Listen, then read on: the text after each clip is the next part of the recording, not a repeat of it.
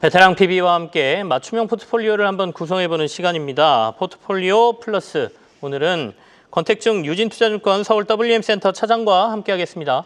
어서 오십시오. 안녕하세요. 자, 먼저 집중 섹터하고 회픽 섹터를 나눠서 저희가 살펴봐야 되겠는데요. 그것부터 화면으로 먼저 만나볼까요? 자, 집중은 방산, 회피는 철강 이렇게 꼽아주셨는데 먼저 회피 섹터 철강으로 꼽은 이유부터 한번 들어보겠습니다. 네, 뭐 역시나 이제 오늘 이제 8월 수출 데이터가 나왔는데요. 네네. 역시나 부진했습니다. 예상했던 것처럼 부진하게 좀 데이터가 나오고 있고요. 전년 동기 대비해서 30% 이상의 수출 부진이 철강 섹터에서 확인할 수가 있었습니다. 어쨌든 뭐 사실 어느 정도 예상했던 바이기 때문에 뭐 섹터가 크게 뭐 추가적으로 하락이 나온다든지 그런 부분들은 시장에서 확인할 수가 없었고요. 아무래도 관세에 대한 영향이 계속적으로 대미 수출 관련해서 압박을 좀 받고 있다는 것을 한 번 더 확인을 시켜주는 그런 이벤트였던 것 같습니다. 이제 철강 섹터에서 사실 기대할 수 있는 부분은 중국 쪽에서의 공급 과잉을 조금 더 뭔가 좀 내부적으로 좀 정리를 해줘야 되는 그런 부분들이 제일 중요하다고 볼 수가 있겠는데요. 사실은 한 7, 8월 달 정도에 중국 당국에서부터 어느 정도는 뭔가 움직임이 나올 것 같은 언급들이 있었으나 실제로 뭔가 행동으로 이어지거나 구체적인 정책으로까지 나오지 않다 보니까 지금 철강 섹터가 살짝 소강 상태에 있는 것 같습니다. 이런 흐름은 사실 9월까지도 좀 이어질 것으로 생각이 좀 되고 있고요.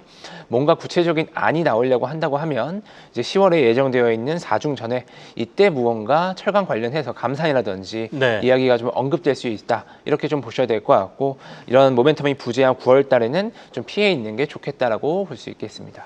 결국엔 철강은 당분간은 우리가 좀 조심해야 될 섹터 중에 하나다 이런 말씀이시죠. 중국의 이제 공급 과잉 이슈가 계속 너무 크고 그러다 보니까 이제 일본하고 우리나라도 경쟁하거든요. 그러니까 일본도 이제 저가 공세하고 있고 뭐 이러다 보니까 시장 상황이 만만치가 않습니다. 결국에는 당분간은 철강은 조금 저희가 거리를 두자라는 말씀으로 이해가 되고요.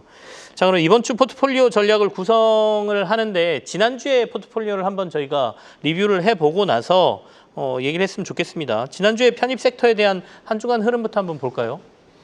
네, 뭐 먼저 반도체를 한번 볼게요. 이제 첫 번째로 반도체 편입을 했었는데 하이닉스 같은 경우가 그래도 주간 수익률이 양호하게 상승률이 좀 나와주었고요. 이제 삼성전자 같은 경우는 좀 횡보하는 모습으로 좀 볼 수 있었습니다. 다만 이제 금요일 그리고 오늘 같은 경우에 좀 오늘 같은 경우 특히 하락이 좀 강하게 좀 나오고 있죠. 오전부터 저희가 이제 글로벌리 계속 이슈가 되고 있는 알리바바의 자체 AI 칩에 대한 우려. 어떻게 보면은 지난해 이제 좀 유사한 게 흐름이 딥시크발 충격과도 좀 유사한 흐름이 좀 나오고 있는 것이 아닌가라고 볼 수 있겠습니다. 결국에 단기적으로는 센티먼트를 좀 전체적으로 악화될 수는 있겠으나 어쨌든 딥시크 때와 마찬가지로 다시 좀 올라오지 않을까 이렇게 일단 보고 있고요. 방산도 이제 편입되었었던 섹터 중 하나인데 오늘 굉장히 좀 강합니다. 하나 에어로스페이스 등 국내 방산조 종목들이 또 강하게 좀 올라오고 있고 지난주 같은 경우도 조정을 좀 딛고 상승세를 좀 유지하는 그러한 주간 흐름을 저희가 확인할 수가 있었습니다. 추가적인 상승 여력 또한 뭐 이따가 다시 한번 자세히 말씀드리겠지만 여전히 좀 긍정적으로 볼 수 있는 섹터로 보시면 좋겠다 이렇게 정리를 좀 드릴 수가 있을 것 같고요. 지난주에 이제 금융 섹터도 편입했었던 하나의 또 섹터 있었습니다. 금융 같은 경우는 이제 어느 정도는 거래가 좀 한 번씩 좀 실리는 부분이 있었어요. 특히 이제 증권주 중심으로 반등을 좀 시도하는 듯한 흐름들 볼 수가 있었는데 이미 뭐 조정을 좀 많이 받았습니다. 지난주 말씀드렸던 거와 마찬가지로 정부 정책에 대한 기대감이 이미 바닥을 드러낸 상태이기 때문에 작은 어떠한 변화만 포착이 된다고 하면은 충분히 강하게 반등을 좀 보여줄 수 있는 섹터로서 금융 쪽, 특히 증권주 집중해서 보자 말씀을 좀 드렸고 그 다음에 이제 마지막으로는 인터넷 쪽, 카카오를 중심으로 한 인터넷 종목 여전히 계속 편입 종목으로 지난주까지도 제시를 드렸었는데 말쯤에 좀 차익 실현이 좀 강하게 좀 나왔던 것 같습니다. 카카오 같은 경우도 하락을 좀 일부 있었고요. 오늘 같은 경우도 하락의 소폭 좀 유지되는 모습 볼 수가 있었습니다. 아무래도 어느 정도 좀 기대했었던 부분들, 뭐 AI 관련된 모멘텀 이런 것들이 생각보다 강하게 좀 작용되지 못했던 것들이 하나의 좀 요인일 것 같은데 이번 주 포트폴리오에 대해서도 한번 다시 코멘트 드리도록 하겠습니다. 자, 그러면 이번 주 포트폴리오 어떤 변화를 가져오시는지 저희가 좀 체크를 해봐야 될 것 같습니다. 섹터 비중 새롭게 담을 게 있는지 그리고 주식 현금 비중 한번 살펴봐야 될 텐데 뒤에 표로 좀 나가고 있습니다. 설명을 좀 해주시죠. 네, 먼저 일단 보시면 뭐 방산 같은 경우 네. 좀 확대를 했습니다. 네, 지난주 대비해서 조금 확대해서 30%까지 비중을 좀 넓혀보자라고 확대해보자 이렇게 의견을 좀 드리고 있는데요. 사실 이제 방산 섹터가 조정을 받았었던 이유 중 하나가 그 러시아와 우크라이나가 이제 좀 종전을 하지 않겠는가 얘기가 나왔죠. 네, 그런 얘기가 나오면서 뭐 트럼프가 또 평화에 대해서 뭔가 이제 적극적인 움직임을 보이는 것들 이런 것들 때문에 좀 조정을 받았었는데 사실 지금 돌아가는 판세를 보면은 이것이 평화로 가는 길이 정말 쉽지 않다라는 것들이 어떻게 보면 확인이 되고 있는 기간이라고 볼 수가 있겠습니다. 러우 종전 관련된 기대감 계속 좀 멀어지고 있고요. 푸틴과 젤렌스키의 양자회담 역시도 기대감이 많이 사라지고 있는 그런 국면이라고 볼 수가 있겠습니다. 더불어서 이제 두 가지 이슈를 볼 수가 있겠는데 폴란드 국방비 내년에 이제 결정이 되었는데 GDP 대비해서 4.8% 어마어마한 국방비 지출이 예산안이 확정이 좀 되었습니다. 폴란드를 필두로 해서 유럽 지역 전체적으로 군비 증강 사이클 계속적으로 이어질 수 있다 이렇게 볼 수가 있겠고요. 우리나라 역시도 5조 원 정도 증액을 해서 66조 원 국방비가 확정이 좀 되었습니다. 이런 군비 증강 사이클이 우리나라 방산주에 있어서는 역시나 계속적인 선순환 사이클의 초입에도 있다라고 볼 수가 있겠고요. 또 하나만 말씀드리면 미국 쪽이 이제 지난주에 카리브해 쪽으로 항모 전담을 쭉 이제 출동을 시켰었죠. 베네수엘라 지역과의 좀 긴장감, 지정학적인 리스크도 좀 확대가 되고 있습니다. 이 베네수엘라 같은 경우는 중국으로부터 채권을 굉장히 많이 빌려온 국가이기도 합니다. 이게 단순 베네수엘라와의 분쟁이 아니라 중국과의 분쟁을 어떠한 레버리지 지역 삼아서 갈 수 있다는 점 이런 것들도 저희가 짚어본다고 하면은 방산주는 계속적으로 가져가야 된다고 볼 수가 있겠습니다. 방산주를 확대하신 거고 그 외에 다른 특징은 없나요 이번 포트폴리오에? 네, 뭐 금융 같은 경우는 뭐 말씀드렸던 것들 정도만 확인해 보시면 될 것 같고요. 신규로 자동차를 좀 편입을 해봤습니다. 자동차 같은 경우는 한 20% 비중으로 저희가 새롭게 좀 가지고 왔는데요. 일단은 뭐 가지고 온 이유는 뭐 첫 번째로 밸류에이션 매력 여전히 뭐 저렴하다라는 것들 확인할 수가 있을 것 같고 역시나 여기도 마찬가지로 관세 관련돼서 당연히 이익이 좀 감액되는 좀 치명타를 받고 있긴 합니다. 근데 주가에는 이미 많이 반영이 돼 있기 때문에 오늘 뭐 수출입 데이터 나왔음에도 보면은 어느 정도 해석을 좀 해보면 관세 영향에도 불구 선방했다 이렇게 또 볼 수도 있을 것 같습니다. 그렇다고 하면은 지금부터는 좀 다른 모멘텀들을 하나씩 찾아가는 그런 구간이 될 수 있겠다라고 볼 수 있겠고요. 첫 번째로는 뭐 앞서 금융 쪽 언급드리면서 봤었던 정부의 정책 기대감, 예를 들어서 뭐 분리과세 정책이라든지 이런 것들에 대해서 무언가 좀 더 수혜를 볼 수 있는 섹터가 역시 이익을 잘 내고 주주환원 정책에 적극적인 자동차, 뭐 현대차, 기아차 이런 기업들이 될 수가 있을 것 같고요. 두 번째로는 이제 저는 좀 현대 모비스를 좀 중심으로 또 볼 수 있지 않을까 생각을 하고 있습니다.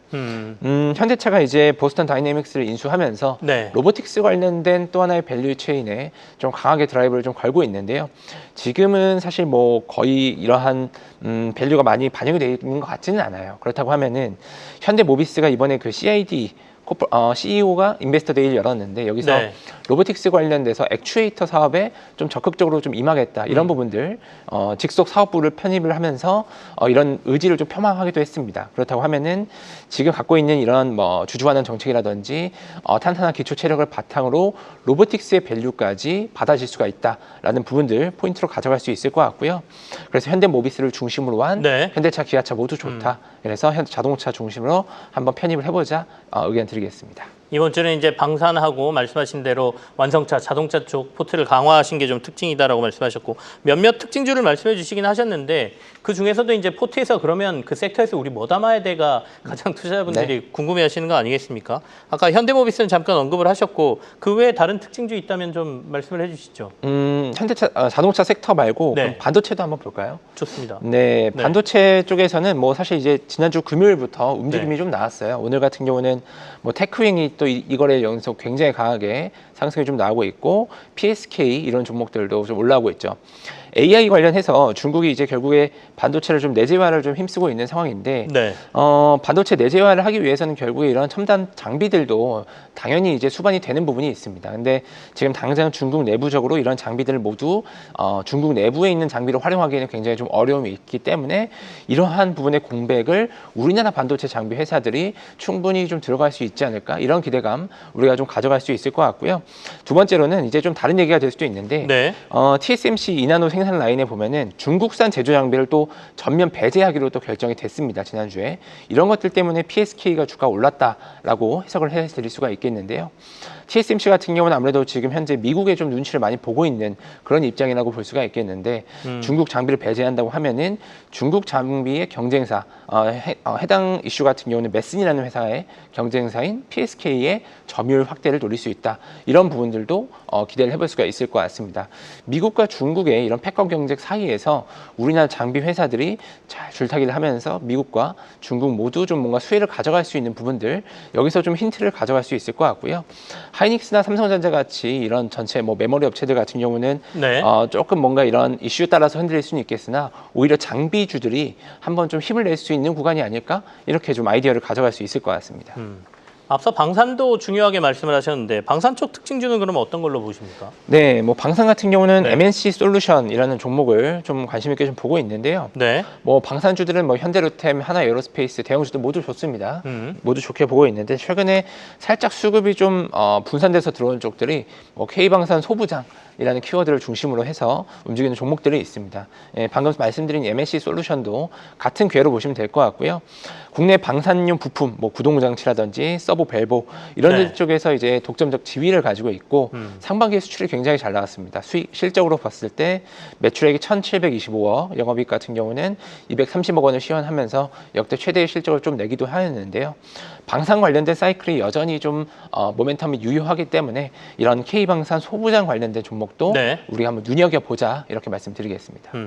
우리가 이제 포트폴리오 이렇게 짜긴 하는데 순환매에 따라서 현금 한 10%만 가지고 있다가 그때그때 사고 팔고 조금 이렇게 할 수 있는 종목들도 보지 않습니까? 단기적으로 봤을 때 좀 눈에 들어온 종목도 있으세요? 네, 이제 한 10% 정도를 한번 단기로 보실 만한 게 이제 한미약품을 좀 볼 수가 있을 것 같아요. 뭐 단기로 보기에는 좀 덩치가 큰 종목이기도 합니다. 그래서 좀 의외라고 생각될 수도 있겠는데 일단은 비만 치료제 관련된 모멘텀이 조금 다른 종목들이 살짝 떨어지는 중에 한미약품 쪽으로 좀 몰리고 있는 것들이 좀 포착이 되어서 한미약품으로 좀 추천을 좀 드려보겠고요. 일단은 15일부터 19일 동안 유럽의 이제 당뇨병 학회가 열리는데 여기에서 자사의 치료제에 대해서 연구 결과 발표가 예정되어 있습니다. 이제 어떻게 뭐 시장에서는 차세대 비만 치료제다 이렇게 좀 평가를 좀 받고 있기도 한데요. 기존의 뭐 비만 치료제들을 뭐 맞는 경우에 보통 이제 근육량 감소 이런 것들도 함께 수반되면서 사실 이게 과연 건강해지는 게 맞냐 이런 것들에 대한 우려도 좀 있었는데 동사의 제품 같은 경우는 이런 부분에 있어서도 좀 뭔가 다른 강점을 좀 보여줄 수 있는 이런 데이터들이 또 공개될 것으로 예상이 되고 있거든요. 그렇다고 하면은 지금 금리 인하 사이클에서 바이오, 그 중에서도 강한 테마인 비만 치료제를 갖고 있는 이 한미약품에 대해서 우리가 한번 집중해보자 말씀드리겠습니다. 알겠습니다. 지금까지 포트폴리오 전략 권택중 유진투자증권 서울 WM센터 차장과 함께했습니다. 고맙습니다. 계속해서 다양한 경제 이슈를 알고 싶다면 구독과 좋아요, 알림 설정 부탁드립니다. AI 캐스터 권미정이었습니다.